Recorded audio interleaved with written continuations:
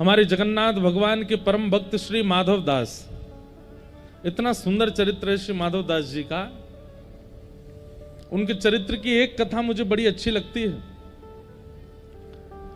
काशी के एक विद्वान उस सब जगह लोगों को हराते रहते थे अपनी विद्वत्ता से।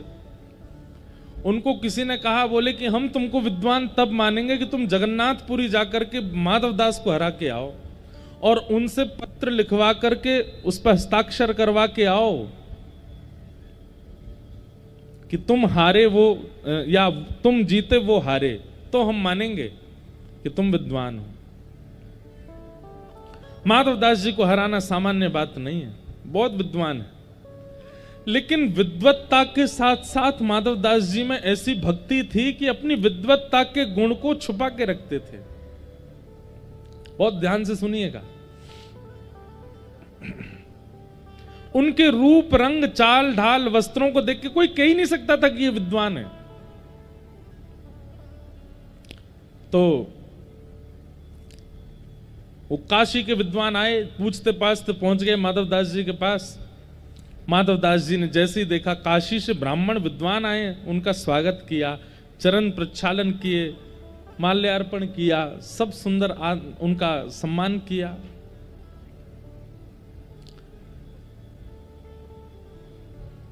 माधव दास जी बोले, आपका आगमन कैसे हुआ? बोले, हम तुमसे शास्त्रार्थ करने आए हैं और शास्त्रार्थ में तुम जब हमसे हार जाओगे, पहले ही मान चुके हैं कि माधव दास हारेगा।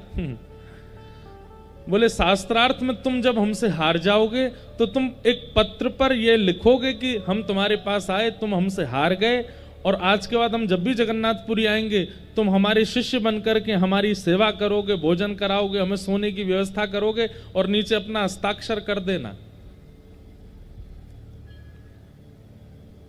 और अगर मैं हार गया, वैसे मैं हारूंगा नहीं, लेकिन मैं हार गया तो मैं भी तुम्हें लिख के दे दूंगा, जब भी तुम काशी आओगे तुम्हारी सब सेवा मैं करूंगा। माधव दास जी बोले, शास्त्रार्थ करने की आवश्यकता क्यों है? मुझे सेवा प्राप्त होगी, आप बार बार जगन्नाथपुरी आकर के मेरे घर की प्रसादी पाएंगे, मुझे सेवा का अवसर देंगे, इसके लिए शास्त्रार्थ की आवश्यकता क्या है? लाइए पत्र दीजिए, मैं लिख देता हूं कि मैं हार गया, आप जीत गए, और हस्ताक्षर कर देता हूं। वैष्णव का स्वभाव है कि जिससे विवाद उत्पन्न हो उससे वो दूर रहता है। कई लोगों को पता होता है कि मेरा ऐसा कहना या मेरा ये बात बोलना घर में विवाद करेगा, वो फिर भी बोल देते हैं। लेकिन एक वैष्णव का स्वरूप कैसा होता है? उसको पता है कि मेरा ऐसा कहना विवाद उत्पन्न कर सकता है, तो वो योजनाएं बनाता है कि मैं किस तरीके से बात कहूं कि संभल भी जाए और विवाद भी ना हो। ये एक श्रेष्ठ व्यक्ति का लक्षण है। पर कई लोग, उनको चिंता नहीं होती, वो तो तैयारी बैठे होते हैं कि एक आध ईंट पत्थर उड़े, किसी का माथा फूटे, तभी तो सुख मिले। वो बात जाकर के पूरे मोहल्ला को एक कर लेंगे, घर को एक कर, देखो ऐसा ऐसा ऐसा ऐसा हुआ था, और हो गई महाराज महाभारत। ये वैष्णव का स्वरूप नहीं है, ये ज्ञानी व्यक्ति का लक्षण नहीं है, ये एक श्रेष्ठ व्यक्ति का लक्षण नहीं है। श्रेष्ठ तो विवाद से बचता है, विवाद में नहीं पड़ता। वो शांत रह करके बिना लड़ाई झगड़ा किए उस क्रिया को संभालने का प्रयास करता है। तो माधव दास जी बोले, आप सुनो, पत्र पे मैं लिख देता हूं कि आप जीते, मैं हारा, आज के बाद आपका मैं चेला हूं, आपकी भोजन की व्यवस्था, रहने सहने खाने की सब व्यवस्था मैं करूंगा, नीचे हस्ताक्षर कर देता हूं। नहीं नहीं नहीं नहीं, शास्त्रार्थ करना पड़ेगा। माधव दास जी बोले, शास्त्रार्थ नहीं, आप ले जाओ, आप जीते मैं हारा। क्योंकि माधव दास जानते थे कि ये मुझसे जीत नहीं पाएंगे, लेकिन इनको निराश करके थोड़ी भेजना मुझे। लिख दिया कि आप जीते मैं हारा, और नीचे हस्ताक्षर कर दिए, माधव दास आपका दास। ब्राह्मण देवता रात में सोए, प्रसाद पाया, निकल गए काशी के लिए। काशी में विद्वानों को इकट्ठा किया, हाँ भाई देखो, तुम लोगों ने चुनौती दी थी माधव दास को, देखो मैं लिखवा करके लाया हूं, हरा दिया मैंने उसको। एक उनमें से श्रेष्ठ था, बोले दिखाओ पत्र दिखाओ। माधव दास को हराना सामान्य बात नहीं, बहुत विद्वान है वो वो बात अलग है, उसके चाल ढाल रूप रहनी से पता नहीं चलता कि वो विद्वान है, क्योंकि उसके अंदर भक्ति का स्वरूप ज्यादा है। अरे लीजिए पढ़िए पत्र, उसने खुद लिखा है। पत्र खोल करके सभा के मध्य पढ़ना शुरू किया। अमुक तिथि पर काशी के अमुक नाम के ब्राह्मण मेरे पास जगन्नाथपुरी आए थे। हम दोनों के बीच शास्त्रार्थ हुआ और शास्त्रार्थ में काशी से आए ब्राह्मण की भयंकर हार हुई। माधवदास जीत गए। पत्र में उल्टा लिखा था। वो ब्राह्मण जो था खड़ा हो गया, ये क्या पढ़ रहे हो? ये नहीं लिखा उसने लिखा है कि वो हारा मैं जीता। बोले देखो तुम खुद पढ़ो क्या लिखा है। उसने पढ़ा माधवदास जीते और इनकी घनघोर हार हुई। बोले उसने तो मेरे सामने लिखा था, मैंने एक एक शब्द अपनी आंखों से देखा था, उसने लिखा था कि वो हारा है और मैं जीता हूं। ब्राह्मण बोले लिखा था मतलब तुम दोनों के बीच शास्त्रार्थ नहीं हुआ था क्या? नहीं देखिए मैं बताना चाहता हूं, मैं कहा तो था कि शास्त्रार्थ को, उसी ने मना कर दिया था कि बिना शास्त्रार्थ के मैं हार स्वीकार करता हूं। सब ब्राह्मणों में हंसी हो गई। बोले कि भैया तुम हार के आए हो, स्पष्ट लिखा है। ब्राह्मण दोबारा दौड़े जगन्नाथपुरी के लिए। माधवदास के पास पहुंचे। ए माधवदास तुझे देख लूंगा मैं, क्या लिखा था इन्हें पत्र में? पत्र माधवदास जी ने बोले लिखी तो मेरी है और लेखनी भी मेरी है, शब्द भी मेरे जैसे ही हैं, पर मेरे नहीं है, ये मैंने नहीं लिखा, मैंने तो हार लिखी थी अपनी, इसमें कैसे जीत गया मैं? ब्राह्मण बोले अब ऐसा नहीं होगा, अब दूसरी क्रिया होगी। क्या? तुमको शास्त्रार्थ करना ही पड़ेगा और शास्त्रार्थ में जो जीतेगा वो हारने वाले के मुख पर कालीत पोत करके, उसको गधे पर बैठा करके, चप्पलों की माला पहना करके पूरे नगर में घुमाएगा और हारने वाला चिल्ला चिल्ला करके बोलेगा कि मैं उनसे हारा, मैं अमुक से हारा। सबको पता चलना चाहिए कि तुम हारे, मैं जीता।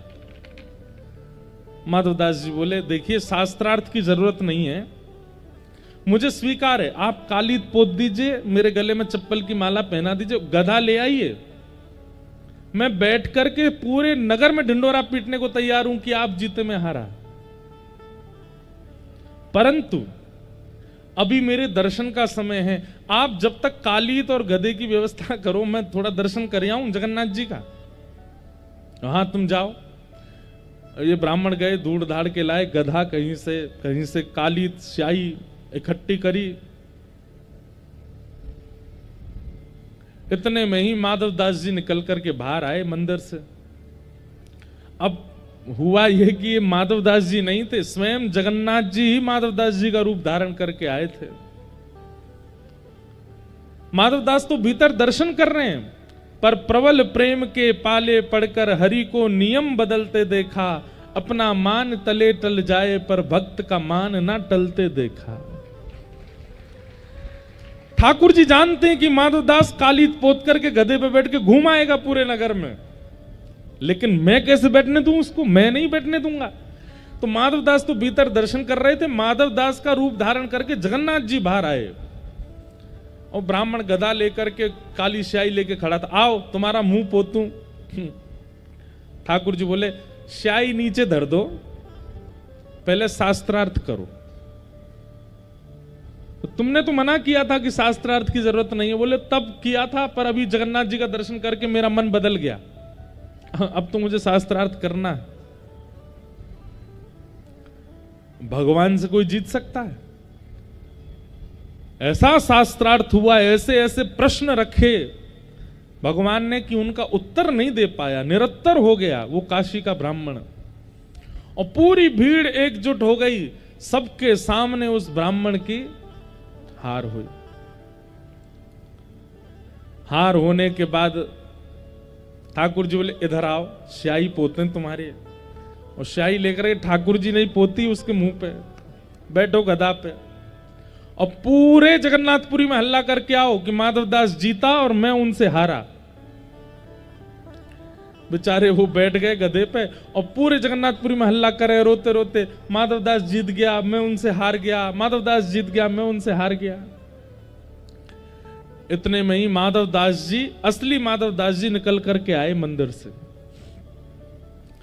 जैसे ही मंदिर से निकल के आए, उन्होंने छोटे छोटे बच्चों से पूछा, एक ब्राह्मण यहां खड़े थे गधा लेकर के, स्याही लेके, कहां है वो? बोले वो तो काली मुंह पे पोत करके गधा पे बैठ के डोल रहे हैं पूरे नगर में। हैं अपने आप ही? माधवदास जी दौड़े दौड़े गए, ब्राह्मण देवता आप ये क्या कर रहे हैं? आप क्यों चढ़ गए गधे पे? आपने क्यों अपने मुंह पे पोत ली स्याही? आप नीचे उतरिए, ये अधिकार आपका नहीं है, अभी पहुंचिए अपना मुख। ब्राह्मण चरणों में, नहीं नहीं नहीं माधवदास जी, मैंने अपनी हार स्वीकार कर ली। अब आप ये क्यों स्वीकार की? मैंने तो कुछ कहा ही नहीं आपको, क्यों स्वीकार कर ली? अरे भैया, तुमने जो प्रश्न किए और मेरे प्रश्नों का जो उत्तर तुमने शास्त्रार्थ में दिया, मैं तो तुमको गुरु मान चुका हूं। लिपट गए चरणों से। माधवदास बोले शास्त्रार्थ हुआ कब? समझ गए। दौड़ करके माधवदास जगन्नाथ जी के पास गए और जाके ठाकुर जी से लड़ने लगे, नाथ ये आपने क्या किया? बेचारे एक ब्राह्मण आए थे, केवल उनको जीत की भूख थी। वो केवल अपने जीवन में एक चीज कमाना चाहते हैं कि उनसे सब हार गए, मैं देने को तैयार था अपनी हार, आपने क्यों नहीं देने दिया? महाप्रभु जगन्नाथ जी बोल पड़े, बोले दुनिया का कोई और व्यक्ति देता तो मुझे कोई असर नहीं पड़ता, पर मेरा भक्त क्यों किसी से हारे, और मेरे रहते हुए कैसे हार सकता है? मैं ये नहीं देखूंगा। अरे तुम सामान्य ब्राह्मण होते, विद्वान होते, अपनी हार स्वीकार कर लेते, मुझे प्रसन्नता होती, लेकिन भक्त तो मेरा है, मैं कैसे उसे हारता देख सकता हूं?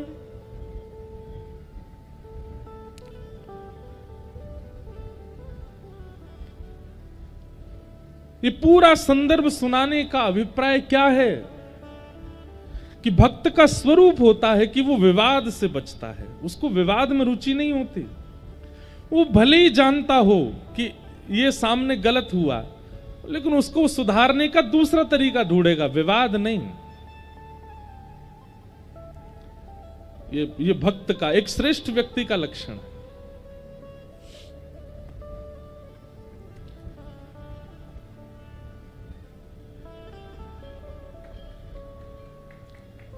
बड़ी देर में समझ आई भैया, अरे ये तो वही बाबा हैं। अद्भुत हैं, ना जाने किस रूप में नारायण आते हैं, हमें तो लगता है ये महादेव ही आते होंगे। कभी यहां ताली बजाते हैं, आज वहां बजा रहे हैं। तो भक्ति में, धर्म मार्ग में, भक्ति मार्ग में, ज्ञान मार्ग में, प्रेम मार्ग में सबसे पहली बाधा के रूप में आपके सामने आती है पूतना। पूतना यानी कि अविद्या।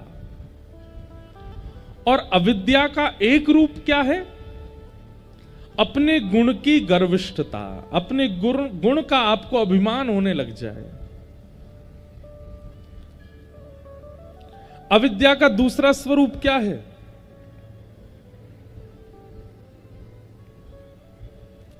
अविद्या का दूसरा स्वरूप है कि अपनी क्रिया करते करते अन्य क्रिया के प्रति आकर्षण होना, लेकिन समाज को दिखाने के लिए केवल उस क्रिया को करना। मतलब आप भीतर से चाहते तो कुछ हो रहे हैं, पर दुनिया को अच्छा लगता है इसलिए उस क्रिया को कर रहे हैं जो दुनिया को भाए, भीतर से कुछ और है। ये भी पूतना का स्वरूप है।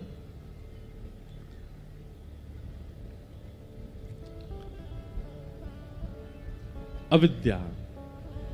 पूतना आई गोकुल, और जैसे ही पूतना का गोकुल आगमन हुआ, सब ब्रजवासी नाच रहे थे, नंद घर आनंद भयो जय कन्हैया लाल की, सब नृत्य कर रहे थे। और तभी पूतना रूप बदल करके अत्यंत सुंदरी बनकर के आई है। उसके नेत्र बड़े मधुर हैं, उसके वस्त्र बड़े सुंदर हैं, उसका मुखमंडल बहुत आकर्षक लग रहा है, उसकी चाल ढाल मतलब कोई अवगुण है ही नहीं, सब कुछ इतना सुंदर बना करके आई थी पूतना। पूतना के आते ही गोकुल में सब नृत्य कर रहे, आनंद कर रहे ब्रजवासी। धीरे धीरे उसकी ओर आकर्षित होने लगे। कोई उसके रूप को देखने लगा, कोई उसकी चाल देखने लगा, कोई उसके वस्त्र देखने लगा। दो बातें,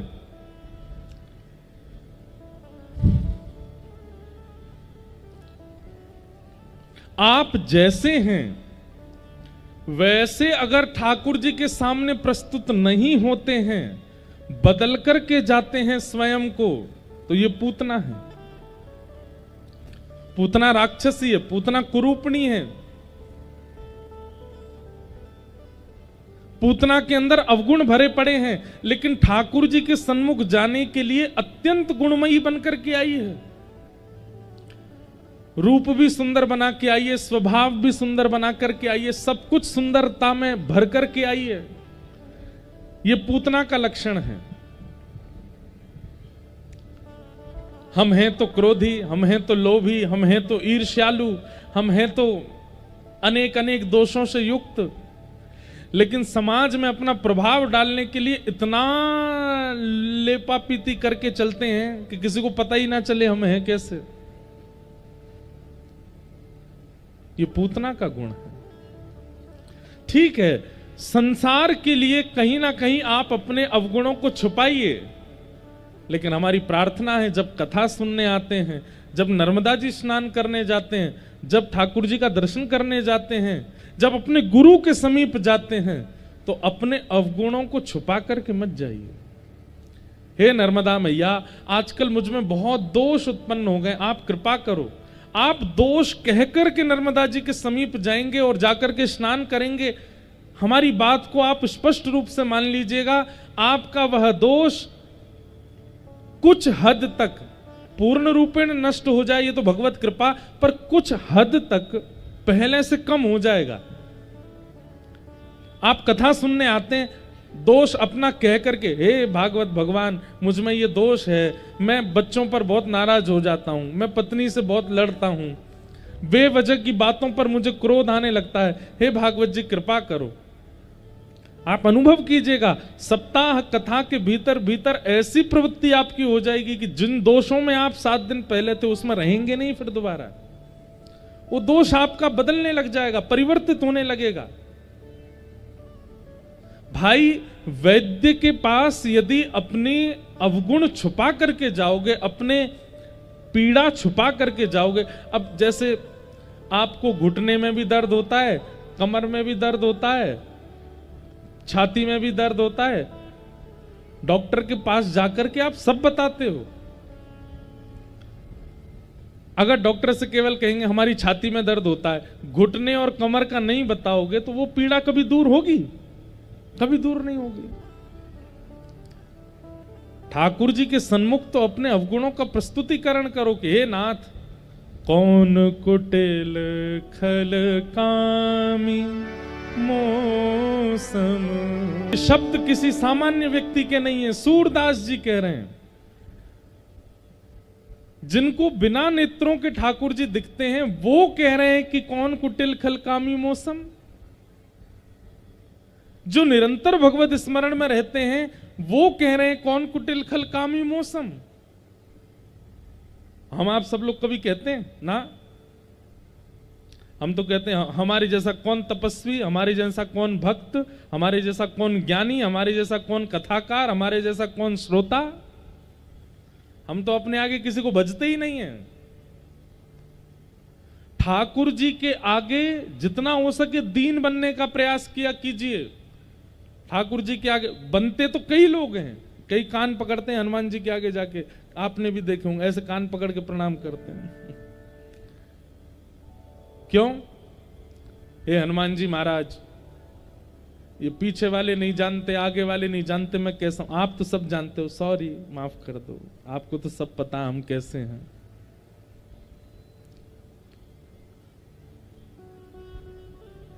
ठाकुर जी के आगे स्वीकारीकरण अपने दोष का, अपने अवगुण का बहुत आवश्यक है।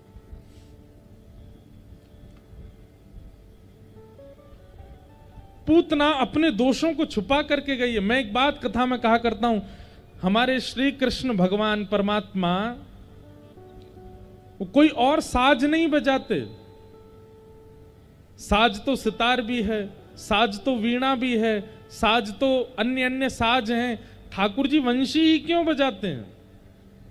क्योंकि पोले सब होते हैं, अपने पोलेपन को छुपा के रखते हैं। वंशी अपने पोलेपन को छुपाती नहीं है, प्रकट कर देती है। ठाकुर जी के आगे अपने उस अवगुण का प्राकट्य कर देती है। इसलिए ठाकुर जी उसको अपने अधर पर धारण करते हैं कि कैसी भी हूं आपकी हूं, नाथ स्वीकार करो। ठाकुर जी को प्रदर्शन प्रिय नहीं, और पूतना प्रदर्शन युक्त है। पूतना जैसे ही गई गोकुल में सब आकर्षित हो गए। जैसे ही नंद भवन में प्रवेश किया, उसके रूप को देख करके, उसके सौंदर्य को देख करके यशोदा मैया को लगा शायद कोई अच्छे घर की है। एक तो एक बात सुनिएगा, हमारा बहुत जल्दी विश्वास रूप और वस्त्रों पर होता है। कोई व्यक्ति अगर रूपवान है और वस्त्र अच्छे पहने तो हमारा विश्वास बहुत सहज हो जाता है उसके प्रति। मां का भी हो गया। यशोदा मैया ने कही, अरे आओ आओ बहन, लाला भयो है मैया, आपके लाला हेवे की खुशी की बधाई देवे आई हूं। मैया बोली, अरे भली आई बहन, बैठो। मैया ने पूतना को बैठाया। मैया बोली, अरे बहन तुम्हारे कोई लाली है कि नहीं है? पूतना बोली, ये क्यों पूछ रही हो आप? वो नहीं, इतनी सुंदर तुम हो तो तुम्हारी लाली होएगी तो बहुत सुंदर होएगी, और बहुत सुंदर होगी तो फिर कछु भविष्य में मैं विचार करूंगी मेरे लाला के काजे।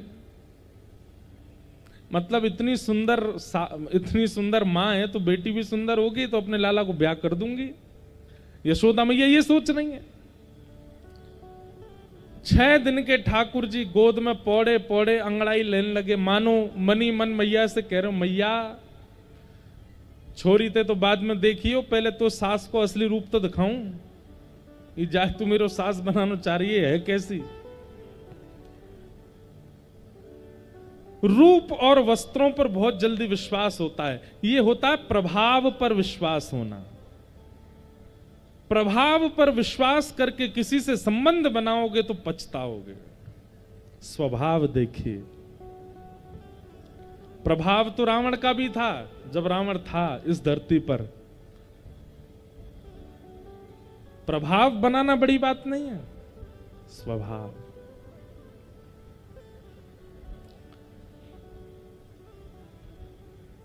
पूतना को गोद में ठाकुर जी को दे दिया, और कुछ गोपियां आकर के यशोदा मैया को बाहर ले गई किसी कार्य से।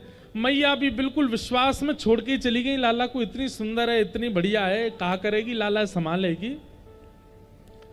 जैसे यशोदा मैया बाहर गई, पूतना ने तुरंत अपना पयोधर भगवान के मुख में दिया। जैसे ही भगवान ने उसके पयोधर को मुख में धारण किया, पहले तो उसके विष को पिया। विष को पीने के बाद ठाकुर जी ने उसके दुग्ध को पिया, रस तत्वों को पिया, पुण्यों को पिया, पापों को पिया, सबको ठाकुर जी पान करने लगे। और पीते पीते गाढ़म कराभ्याम भगवान प्रपीड्य तत् प्राणै समं रोष समन्वितो पिबत।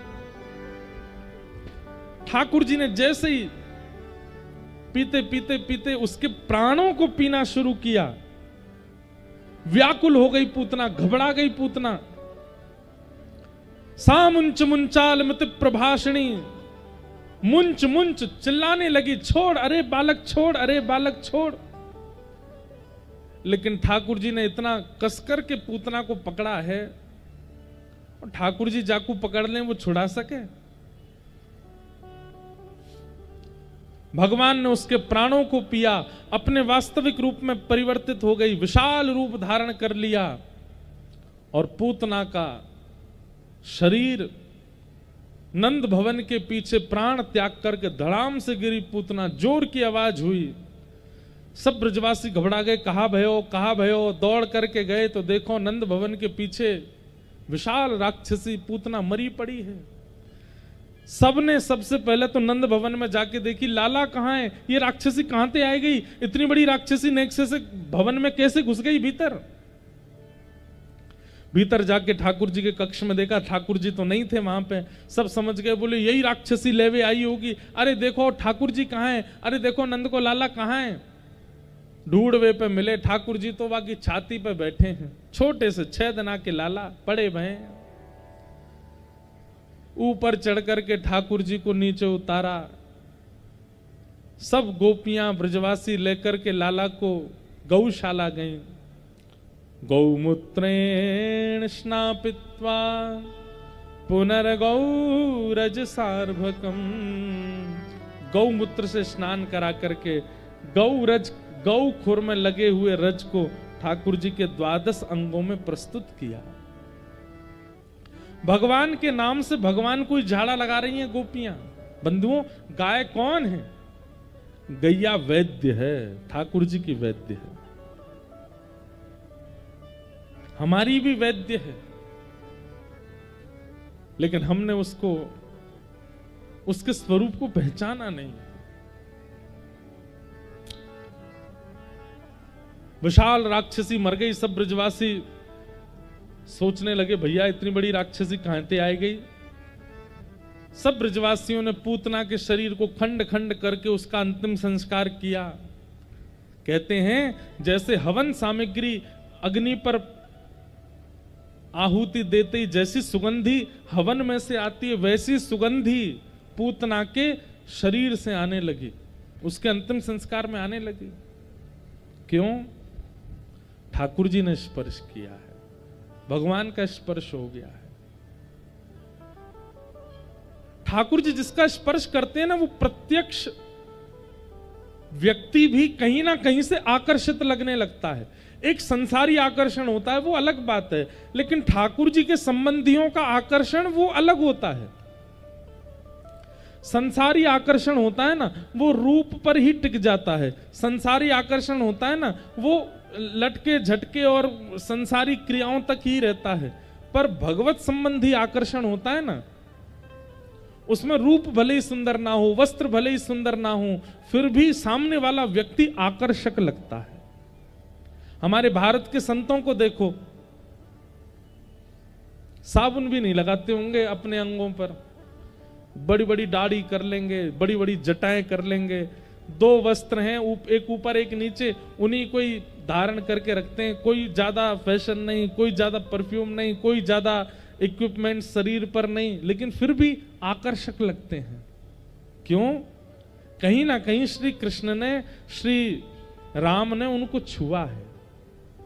अरे पूतना राक्षसी मृत्यु के बाद जब सुगंधित हो सकती है, प्रत्यक्ष अवस्था में संत महात्मा आकर्षक नहीं हो सकते। एक अद्भुत तेज उनके मुखमंडल पर आने लग जाता है।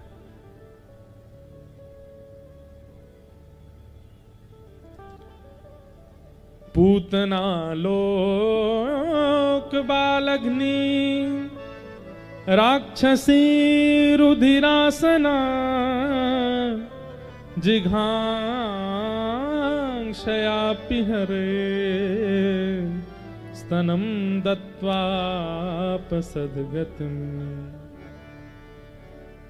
बहुत ध्यान से सुनो। पूतना को मार दिया भगवान ने। भगवान को मारने वाला पाप करने के लिए आई पूतना, ठाकुर जी को मारने आई थी, लेकिन पूतना को नरक नहीं मिला। पूतना नरक नहीं गई है। होना तो ये चाहिए था, सवन में तो ये आना चाहिए था कि पूतना नरक गई, लेकिन पूतना को नरक की प्राप्ति नहीं हुई। तो अहो बकीयम स्तनकालकूटम जिघांक्षयापा यदप्य साध्वी लेभे गतिम धात रुचिताम ततोन्यम कंबादयालुम शरणम ब्रजेम। बंधुओं, एक बात हमारी बहुत ध्यान से सुनिएगा। आज हमको आप लोग बहुत कम दिख रहे हो, लेकिन फिर भी हम अंदाजे से ही बोल रहे हैं। आप लोग सुन लो ऊपर नीचे अपनी नार करके। ठाकुर जी की आराधना यदि करते हो, भगवान की सेवा अगर आप करते हो, श्री कृष्ण को अपना मानते हो, तो आपके अंदर महीना 1.5 महीना में ठाकुर जी के गुण आने चाहिए। और कोई गुण आए चाहे नहीं आए, लेकिन ये गुण तो जरूर आना चाहिए। कौन सा गुण? ठाकुर जी और मानव में अंतर क्या है? भगवान में और मानव में अंतर क्या है? मानव कितने भी श्रेष्ठ व्यक्ति से मिलेगा, उसमें अवगुण पहले देखेगा, गुण बाद में देखेगा। पर ठाकुर जी गुण पहले देखते हैं, अवगुण बाद में देखते हैं। आप लोग हमारी बात से राजी होंगे? नहीं नहीं, ताली से राजी पना थोड़ी करवाना है। हम खुद विचार करके देखो, अपने ऊपर ही लागू करके देखो। आप पहली बार जिस टीचर से मिले होंगे, आपके स्कूल में कोई नया टीचर आया होगा, उसकी क्लास में एंट्री होते ही सबसे पहले उसमें अवगुण ही देखे होंगे अपने मित्रों। देख, ये तो ऐसी है, ये तो ऐसा है। जिनके ब्याह हो चुके हैं, ब्याह के समय भी एक संदर्भ होता है, घर के लोग लड़का देखने जाते हैं, लड़की देखने जाते हैं, और जब लड़का लड़की देख करके वापस अपनी गाड़ी में आके बैठते हैं वापस निकलने को, तो गाड़ी में फिर चर्चा होती है उनकी। हाँ भाई, क्या कह रहे हो, कैसा लगा तुमको? है तो सब बढ़िया, लेकिन थोड़ा सा हमको जो है उसकी शब्दावली अच्छी नहीं लगी। कोई कहेगा उसके पांव अच्छे नहीं है, कोई उसके कान बड़े बड़े हैं, थोड़ा सा हमको तो वैसा लग रहा था, मुझे तो थोड़ा लगा हाथ पांव कांपते हैं क्या उसके। अरे होठों से तो ऐसा लग रहा था कुछ पीता होगा, सिगरेट वगैरह ऐसा लग रहा था। अवगुणों की चर्चा पहले होती है, फिर जब 10-15 अवगुण बता देंगे फिर कहेंगे ठीक है जो भी बात है, लेकिन वैसे तो अच्छा था। वैसे उसकी वो सब चीज ना देखी जाए तो ये सब चीजें बढ़िया आती है। ये मानव का स्वभाव है। किसी महापुरुष को पहली बार देखते हैं, आपके जबलपुर में कोई महापुरुष आए, पहली बार देखते ही, टीवी में देखा था, आज तक इनको प्रत्यक्ष देखने पर थोड़े से ऐसे हैं, थोड़े से वैसे हैं, अवगुण पहले दिखता है। ये मानव का स्वभाव है। गुण देखेगा, लेकिन बहुत समय बाद गुण देखना प्रारंभ करता है। और ठाकुर जी शरण गए प्रभु ताहि न त्यागा, शरण में आए हुए को ठाकुर जी त्यागते नहीं है। त्याग क्यों नहीं करते? क्योंकि ठाकुर जी पहली दृष्टि में उसके अंदर गुण देखते हैं।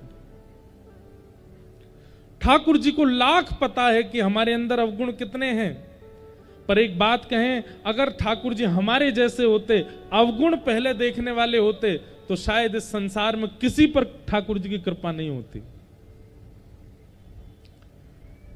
अत्यंत दोष युक्त व्यक्ति में भी ठाकुर जी एक गुण देख लेते हैं। अरे पूतना, उसमें कोई गुण नहीं है। पूतना लोक बालग्नि राक्षसी रुधिरासन। आप कहोगे महाराज जी पूतना का नाम अच्छा लगा होगा भगवान को। पूतना जो पवित्र नहीं है उसका नाम है पूतना। आप कहोगे इसका काम अच्छा होगा, बोले लोक बालग्नि, संसार के लोगों को, और लोगों को भी नहीं बालकों को मारती है, ये उसका काम है। आप कहोगे पूतना की जाति अच्छी होगी, राक्षसी जाति भी अच्छी नहीं। आप कहोगे पूतना का भोजन अच्छा होगा, रुधिरासन, खून पीती है छोटे छोटे बच्चों का। सोचो, नाम अच्छा नहीं, जाति अच्छी नहीं, काम अच्छा नहीं, भोजन अच्छा नहीं। आप कहोगे भगवान के पास आते समय उसकी विचारधारा अच्छी रही होगी। जिघांग शयापि हरे स्तनम दत्वाप सदगतिम, अपने स्तन पर कालकूट विष लगा करके आई थी भगवान को मारने के लिए। आशय भी अच्छा नहीं था, नाम अच्छा नहीं, काम अच्छा नहीं, भोजन अच्छा नहीं, जाति अच्छी नहीं, आशय कुछ भी अच्छा नहीं है पूतना के अंदर। और ठाकुर जी ने उसको मृत्यु के बाद वो गति प्रदान की, वैकुंठ दिया, चलो यहां तक समझ आता है, पर वैकुंठ में भी यशोदा मैया की पदवी प्रदान कर दी। क्यों? देवताओं की मीटिंग बैठ गई, ठाकुर जी आपको बताना पड़ेगा, ऐसा क्या देख लिया आपने पूतना में? ठाकुर जी बोले उसके अंदर कुछ अच्छा नहीं था, पर कोई अस्त्र से मारता है, कोई शस्त्र से मारता है, कोई वाणी से मारता है, कोई किसी प्रकार से मारता है, पर पूतना एक वात्सल्य भाव से मुझको मारने आई थी, एक मां की तरह दूध पिला के मारने आई थी। वो गुण मुझे उसका अच्छा लग गया, इसलिए मैंने उसको सदगति दे दी। कंबा दयालुम शरणम ब्रजेम। कितने दयालु हैं ठाकुर जी। हमें तो ऐसा लगता है कि आप श्री कृष्ण आराधन यदि करते हो तो आपके अंदर यह गुण दिखना चाहिए कि आप किसी में दोष नहीं देखते, और अत्यंत दोष युक्त व्यक्ति में भी कहीं ना कहीं आप गुण का दर्शन करते हो। ये स्वभाव आपका होना चाहिए।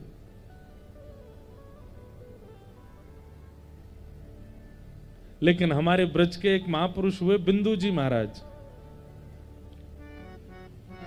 वो ठाकुर जी से लड़ते झगड़ते थोड़ी नोक झोंक में एक बात कहते हैं, हे ठाकुर जी आप अब बदल गए हो। हमने रामायण में भागवत में आपकी बड़ी महिमा सुनी। आप पहले राक्षसों पर भक्तों पर इतनी कृपा करते थे, इतना अनुग्रह करते थे, इतना सब कुछ मंगल करते थे, पर आजकल आपका स्वभाव बदल गया है। बहुत ध्यान से सुनिएगा, मेरा अत्यंत प्रिय पदों में एक पद ये बहुत प्रिय लगता है मुझे। क्या वह स्वभाव पहला सरकार अब नहीं है। भगवान के कुल पुरोहित तो सांडिल्य मुनि हैं, परंतु सांडिल्य मुनि जानते हैं कि श्री कृष्ण जो हैं ये नंद जी के लाला नहीं है। हम नंद बाबा के कुल पुरोहित हैं और इनके कुल पुरोहित गर्गाचार्य हैं। लेकिन ये बात किसी को पता भी ना चले और गर्गाचार्य से ही ठाकुर जी का नामकरण संस्कार हो जाए, ऐसी योजना सांडिल्य मुनि ने बनाई। और वो योजना पूर्ण हुई, गर्गाचार्य जी ने ठाकुर जी का नामकरण किया। आहा, अयम ही रोहिणी पुत्रो रमयन् सुहृदो गुणैः आख्यास्यते रामेति बलाधिक्याद् बलं विदुः। यशोदा मैया अपनी गोद में बलराम जी को लेकर के बैठी थी और रोहिणी मैया अपनी गोद में बाल कृष्ण को लेकर के बैठी हैं। दोनों माताएं अदला बदली करके बैठी हैं। क्यों? पता तो करें जी गर्गाचार्य कछु जाने की ना जाने, ऐसी आगो है हमारे लालान को नामकरण करवे। माताओं को संशय है हमारी कुल पुरोहित तो सांडिल्य मुनि है, वो तो आए ही नहीं है, और जी गर्गाचार्य पता ना कछु जाने की ना जाने। आहा, लेकिन गर्गाचार्य जी महाराज तुरंत बोले, हे यशोदा मैया आपकी गोद में जो लाला बैठा ये आपका नहीं है, अयम ही रोहिणी पुत्र, ये तो रोहिणी जी को लाला है। या फिर ऐसा कहो कि बालक तो सुव्यवस्थित थे। गर्गाचार्य जी कह रहे हैं ये रोहिणी नंदन जो हैं इनका नाम मैं राम रखता हूं, लेकिन बल की अधिकता होने के कारण पूरा विश्व इनको बलराम कहकर के पुकारेगा। बोलो बलराम जी महाराज की जय। और अब दृष्टि जैसे ही पड़ी रोहिणी जी की गोद में बैठे हुए बाल कृष्ण के ऊपर, गर्गाचार्य जी की समाधि हो गई, समाधि लग गई। ऐसी समाधि लगी कि माता यशोदा चिंता में पड़ गई, बाबा कहाँ है गो? सांस रुक गई, आंखें पलक नहीं झपक रही हैं, मुंह खुला रह गया। क्यों? क्योंकि जैसे ही ठाकुर जी के मुखमंडल की ओर गर्गाचार्य जी ने देखा, वे तो ज्योतिष शास्त्र के प्रणेता हैं गर्गाचार्य, वो तो रूप देख करके, नैन नक्श देख करके पूरा भविष्य क्या पिछले 7 जन्मों की, आगे के 7 जन्मों की बता देंगे। गर्गाचार्य जी ने जैसे ही ठाकुर जी के मुखमंडल की ओर देखा, पहचान गए, बोले ये तो कोई बालक आदि तो नहीं है, साक्षात नारायण है। ठाकुर जी ने मानो गर्गाचार्य जी को इशारा करके संकेत कर दिया गर्गाचार्य जी आप पहचान गए हो कि मैं परमात्मा हूं, लेकिन मेरी आपसे प्रार्थना है यशोदा मैया को मत बताना कि मैं परमात्मा हूं। एक बात कहें बंधुओं, मेरी योग्यता, मेरी प्रभुता, मेरी श्रेष्ठता छुपी रहे, ऐसा भाव भी वहीं आता है जहां प्रेम ज्यादा होता है। ध्यान से सुन रहे हैं ना बात को? मेरी योग्यता, मेरी श्रेष्ठता, मेरी प्रभुता छुपी रहे, यह व्यवहार भी वहां ही आता है जहां प्रेम अधिक होता है।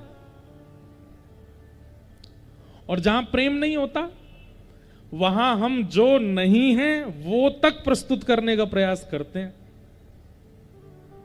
जहां प्रेम नहीं होता। ठाकुर जी का इतना प्रेम है ब्रज के प्रति कि ठाकुर जी गर्गाचार्य जी को कह रहे हैं, मैया मत बताइयो कि मैं जय जय हूं। मैया कहीं पता चल गई कि जे मेरो लाला ना है, जे तो भगवान है, जे तो जय जय है। भैया सवेरे ते शाम समय ते उठावेगी, फिर आरती करेगी, फिर भोग लगावेगी, दुनियादारी दर्शन करवे आवेंगे, सबरे ब्रजवासी लाइन लगा के वो पूजा करेंगे, और मैं पुजवावे ना आया हूं यहां पे। हे गर्गाचार्य जी, मैं तो यहां प्रेम स्वीकार करवे आया हूं, प्रेम करवे आया हूं। मैं इन ब्रजवासीन ते स्वयं को पुजवानो ना चाहूं, या हमारे आपसो मेरी एक बात है, मैया मत बताइयो कि मैं भगवान हूं। मैया तो यूं ही बताइयो मैं उनको लाला हूं। आहा, प्रेम के वश अर्जुन रथ हाँ क्यों, प्रेम के वश अर्जुन रथ भूल गए ठकुराई हो, भूल गए ठकुराई। सबसे ऊंची प्रेम सगाई, सबसे ऊंची प्रेम सगाई। ऐसी प्रीत बढ़ी वृंदावन, ऐसी प्रीत बढ़ी वृंदावन, ऐसी प्रीत बढ़ी वृंदावन, ऐसी प्रीत बढ़ी वृंदावन। ओ ऐसी प्रीत बढ़ी वृंदावन, ऐसी प्रीत बढ़ी। कैसी? गोपियन नाच नचाई हो, गोपियन नाच नचाई। सबसे ऊंची प्रेम सगाई, सबसे ऊंची प्रेम। श्री कृष्ण प्रेमावतार हैं, और इन्होंने जब तक ब्रज में रहे प्रेम को आगे रखा है, सबको भुला करके। जैसे एक बालक के साथ जब पिता खेलता है ना, छोटा बालक, तो छोटा बालक ऐसे छोटे छोटे अपने हाथों से ऐसे मुट्ठी बना के जैसे मारता है पिता को, तो पिता उसके सामने गिर जाता, हो मुझे मार दिया, लग गई। बालक हंसता है कि मैं बलवान। अरे पिता उससे बहुत बलवान है, लेकिन प्रेम प्रकट करने का ये उसका एक तरीका है। वो बालक के सामने निर्बल बन जाता है। ठीक वैसे ही परमात्मा श्री कृष्ण अत्यंत योगनियों से युक्त हैं, अत्यंत नारायण हैं। यशोदा मैया बोली नारायण के जैसे गुण वालों, मतलब बोले मैया जे कभी कभी ऐसी लीला करेगो या ऐसे कर्तव्य करेगो कि ऐसा लगेगो कि ये भगवान है, पर या को भगवान मत मानियो, जो भगवान ना है आपको लाला ही है। नारायण जैसे गुण हैं इसके अंदर। ठाकुर जी हंस गए, बोले हाँ जे बढ़िया है। इसीलिए तो पूतना मार दी, अघासुर मार दियो, बकासुर मार दियो, गिरिराज जी उठा लिए, और तब भी ब्रजवासियों कह रहे हैं लाला तू जय जय ना है, तू तो हमारा लाला है। गर्गाचार्य जी बोल करके गए, बताए के गए कि तू बड़े बड़े काम करेगा, तू भगवान ना है। ये ठाकुर जी की श्रेष्ठता है कि वो ब्रजवासियों के आगे अपनी प्रभुता प्रकट नहीं करना चाहते, और ये ब्रजवासियों की सरलता है कि इतनी बड़े बड़े लीला करने के बाद भी उनको ये विश्वास है कि ये भगवान नहीं है। ये ब्रजवासियों का प्रेम है, ये ब्रजवासियों की सरलता। एक बात कहें, बहुत अच्छा था कि ठाकुर जी के समय मैं और आप नहीं थे। बहुत अच्छा था कि ठाकुर जी के समय मैं और आप नहीं थे, नहीं तो हम तो प्रश्न उठा देते। 7 वर्ष की आयु में बाम हस्त की कन्नी उंगली के नख पे गिरिराज जी कैसे उठा लिए तुमने? बताओ, प्रमाणित करो। और ठाकुर जी कितना भी कहते मैं भगवान नहीं हूं, हम प्रमाणित कर देते कि ये तो भगवान ही है। हम नहीं थे इसीलिए कृष्ण लीला हो गई, हम नहीं थे इसीलिए राम लीला हो गई। हम होते, कभी कभी मुझे लगता हम लोग इतने चतुर हैं कि ठाकुर जी को अवतार लेने में भी भय लग रहा है, कहीं मैंने अवतार ले लिया तो ये छोड़ेंगे नहीं मुझको। इतने चतुर हैं हम।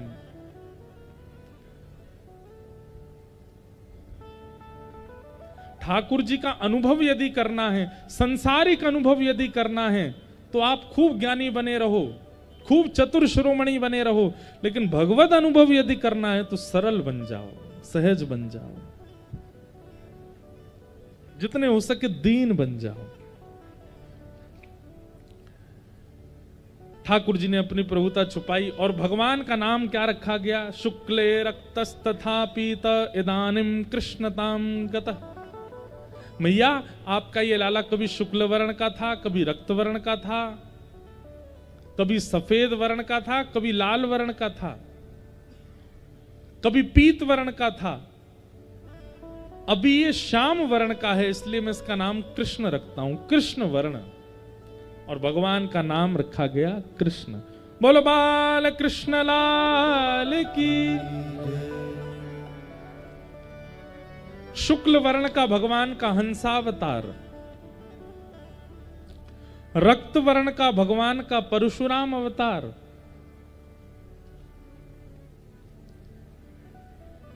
पीत वर्ण का भगवान का नृसिंह अवतार और कृष्ण वर्ण के भगवान श्री कृष्णावतार। ये कृष्ण वर्ण है। ठाकुर जी सांवले और थोड़े काले से हैं कृष्ण। आहा, अब ठाकुर जी धीरे धीरे धीरे अनेक और बड़े भय, 3 साल के है गए, और जैसे ही 3 साल के भय हैं कैसी लीला कर रहे हैं। श्रृंग्यग्निजं शशि जलद्विज कंटकेभ्य क्रीड़ा परावति चलौ स्वसतो निषिद्धुम गृह्याणि कर्तुमपि यत्र न तज्जनन्यो शोकात् आपतुर्लं मनसो नवस्थामु।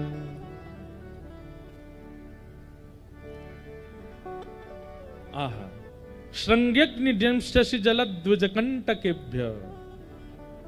श्री शुकाचार्य जी महाराज की वाणी में सुनिए भगवान के ऊधम कैसे हैं। इधर देखना सब लोग।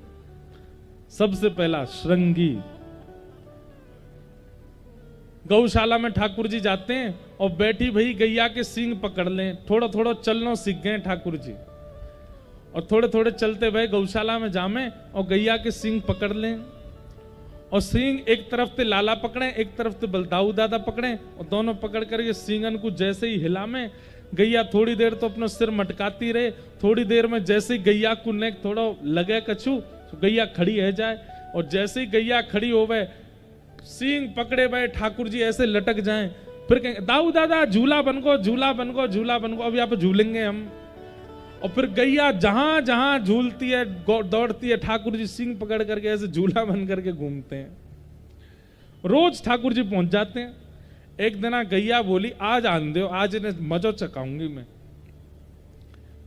जैसे ही ठाकुर जी गए, ठाकुर जी आके सींग पकड़े, जोर जोर से हिलाई, सो गैया सब जगह ठाकुर जी को नेक देर, तो ठाकुर जी किलकिल करके हंसे, बड़े खुश हो में। इतने में गैया लेके गई कहां? जहां 9 लाख गैयाओं का गोबर भंडार।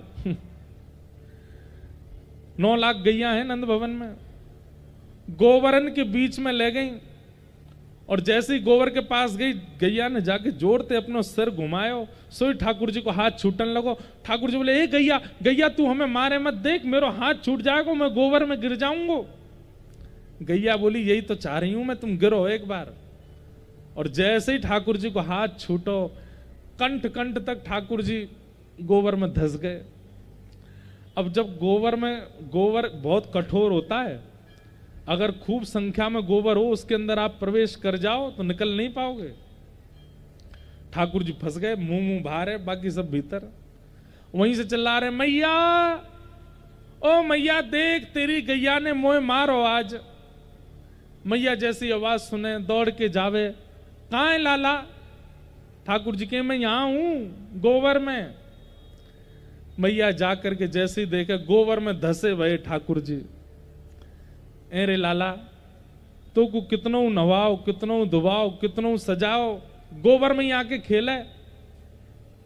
मुझे तो लगे तू पूर्व जन्म को सूकर दिखे, आजा बाहर आ।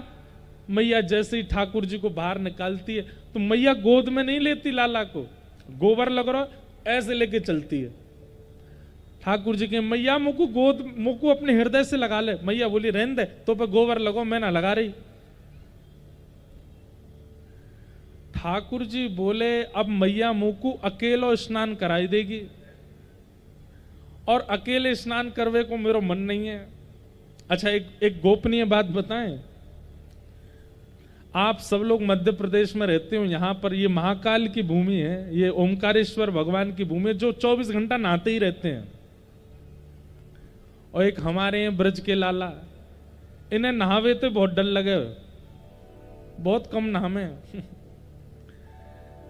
ठाकुर जी के स्नान तो षोडश उपचार होते हैं, पंचामृत अभिषेक सब जगह होता है, पर ब्रज में तो वस्त्र गीला करते हैं, गीला करके ठाकुर जी के गाल पहुंच देंगे, माथों पहुंच देंगे, नाक पहुंच देंगे, होठ पहुंच देंगे, हाथ पहुंच के, पैर पहुंच के, कपड़ा पहना के तैयार। अरे हमारे ब्रज में तो फिर भी पहुंचते हैं।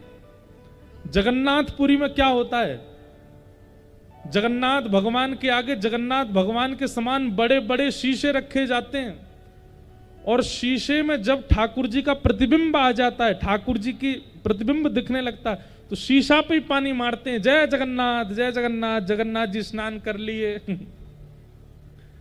साल भर प्रतिबिंब में स्नान करते हैं जगन्नाथ जी। अभी स्नान पूर्णिमा आ रही है, संभवतः 13 या 14 जून की होगी स्नान पूर्णिमा। साल में स्नान पूर्णिमा वाले दिन जगन्नाथ जी स्नान करते हैं, क्योंकि उस दिन जगन्नाथ जी का प्राकट्य दिवस है, और उस दिन जगन्नाथ जी एक साथ नहाते हैं, 100 100 200 जाने कितने घड़े पानी भर के आते हैं, उनसे स्नान करते हैं। साल में एक बार स्नान करते हैं, सोई बीमार पड़ जाते हैं, बुखार आ जाता है जगन्नाथ जी को। 15 दिन के लिए मंदिर बंद होता है जगन्नाथ जी का। ठाकुर जी को औषधि दी जाती है, काढ़ा बना बना के पिलाया जाता है, क्यों? नहा के ठाकुर जी बीमार हो गए। ऐसे हमारे ब्रज के लाला है। ठाकुर जी ब्रज के हैं ना, इसलिए लाला की तरह ही रहते, वहां परमात्मा की तरह नहीं रहते। फिर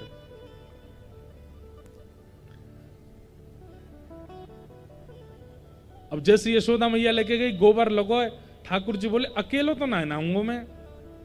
जैसे ही मैया ने ठाकुर जी नीचे धरे और स्वयं बैठी स्नान करावे के लिए, सोई ठाकुर जी गए और जोड़ते मैया ते जाके लिपट गए, और लिपट करके रिगड़ रिगड़ के अपना सबरो गोबर मैया के लगा लियो। बोले मैया अब मैं अकेलो ना नहाऊंगा, तू भी नहा मेरे साथ। और यशोदा मैया के संग ठाकुर जी नहाते हैं। यशोदा मैया के लाला तू इतनो ऊधम कहां से सीख के आवे, मैं तो कछु सिखाऊं ना, तू कहां सीख आवे। श्रृंगी अग्नि, यशोदा मैया चूल्हा में भोजन बनाती है, ठाकुर जी जलती वही लकड़ी लेकर के भागते हैं दाऊ दादा के पीछे। कोई बात मनवानी होती है तो ऐसी लीला करते हैं। तीसरा बताया द्यमष्टि, इतना सुंदर भाव है द्यमष्टि का। ठाकुर जी रोज सवेरे उठ करके सबसे पहला काम क्या करते हैं? प्रतिबिंब में शीशा में जाकर के अपने दांत गिनते हैं कितने निकल आए। छोटे से लाला हैं, छोटे से ठाकुर जी जाते हैं और जाके अपने दांत गिनते हैं कितने निकल आए, और फिर रोते रोते मैया के पास जाते, मैया बोले हाँ मैं इतना बड़ा है को दाऊ दादा के सबरे दांत निकल आए, मेरे अभी 4 ही निकले मैया, ये बाकी के दांत कब निकलेंगे मेरे।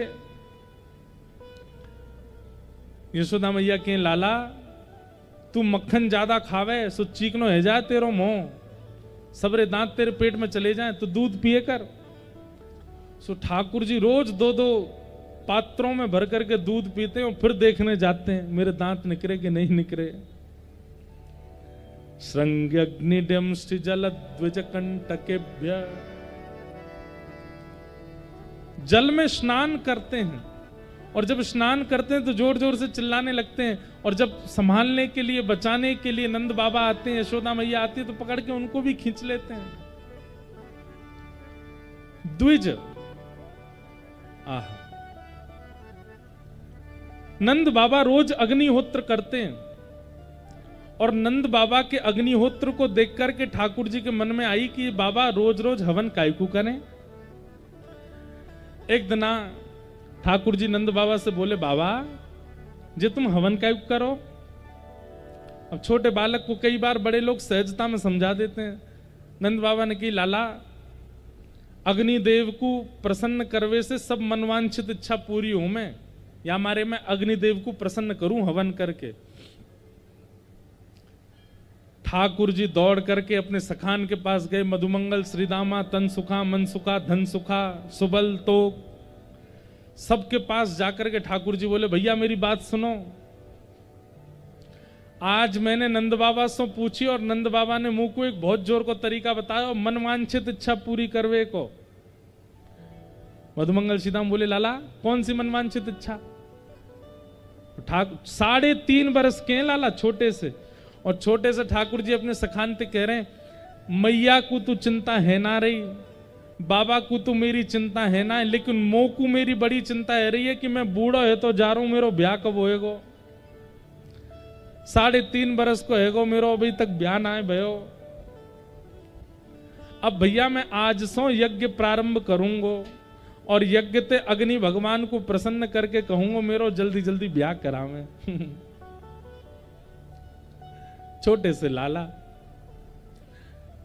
सब ग्वाल बालों को लेकर के बैठ गए और अग्नि प्रज्वलित करके सूखे पत्तों की अग्नि जला करके और उसी में ओम जुम स्वाहा कुछ भी उल्टा सीधा बोल करके हवन कर रहे थे। इतने मधुमंगल बोलो, लाला यज्ञ करवे के बाद ब्राह्मण भोजन करायो जाए। अब यज्ञ तो है गो, ब्राह्मण भोजन कौन कराएगो?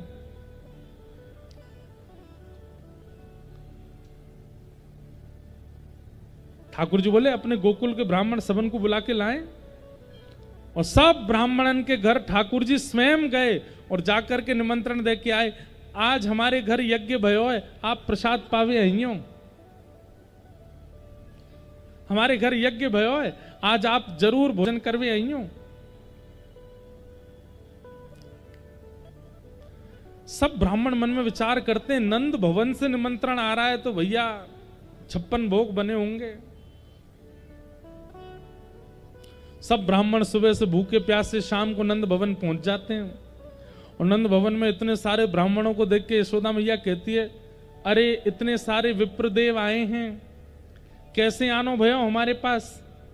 ब्राह्मण देवता बोलते, मैया आज तुम्हारे यहाँ यज्ञ भयो है और वह यज्ञ को हमको निमंत्रण मिलो है, हम सबरे प्रसाद पावे आए हैं।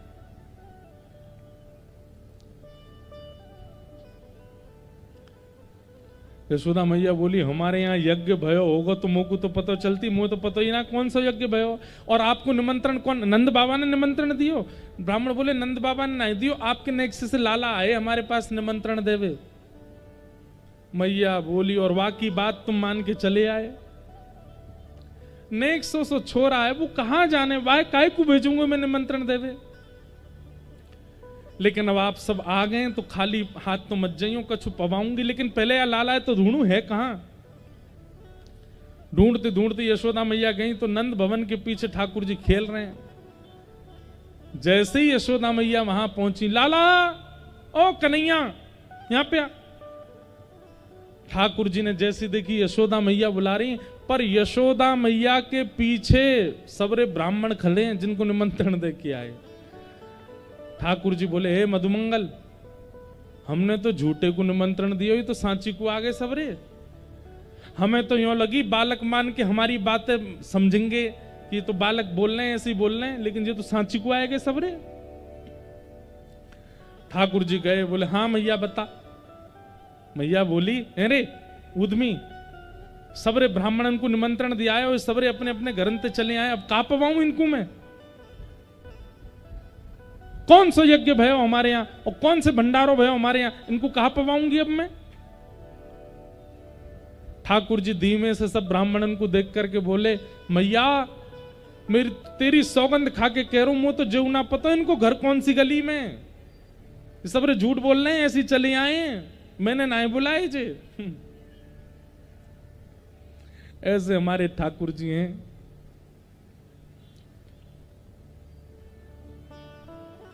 आहा, ब्राह्मण सब बैठ गए। ठाकुर जी बोले, मैया जैसे हमारो यज्ञ खेल खेल को भयो, ऐसे इनको भोजन भी खेल खेल को ही करवाए दे। इनके हाथ में दोना पत्तल पधराए के कह दे, ये लो मोहन थार, ये लो मेवा बाटी, ये लो पूड़ी, ये लो सब्जी। जैसे हमारे यज्ञ में कोई ब्राह्मण नहीं थे, कोई यज्ञ के मंत्र नहीं थे, फिर भी यज्ञ है क्यों, ऐसी बिना सामग्री को भोजन करा दे इनको, खेल खेल को यज्ञ, खेल खेल को भोजन। यशोदा मैया और सब सिर पकड़ के बैठ जाए, बोले लाला तेरे ऊधमंते कैसे बचे? ठाकुर जी ऐसा ऊधम करते हैं। ठाकुर जी एक दिन ग्वाल बालों के संग खेल रहे थे और खेलते खेलते ठाकुर जी के मन में आयो, भैया ये ग्वाल बाल सबरे बड़े पतरे दुबरे और बड़े हल्के से हैं, कहा करे। ठाकुर जी को पता चली कि इन सबन के घर को दूध घी मक्खन दही सब कंस अपने यहां मंगवा ले। ठाकुर जी ने विचार किया कि भैया अभी हम ब्रजवासी से कहेंगे कि कंस को देनो बंद करो, कर के रूप में, टैक्स के रूप में ब्रजवासी मक्खन देते थे कंस को, दूध देते थे, मक्खन छाछ दही देते थे। ठाकुर जी ने विचार किया कि अभी तो ये ब्रजवासी मेरी बात मानेंगे नहीं, तो अभी कहा करूं, ये दूध घी दही मक्खन मथुरा जावे से कैसे रोको जाए। तो ठाकुर जी ने चोरी करना प्रारंभ किया और घर घर जाकर के ठाकुर जी चोरी करने लगे।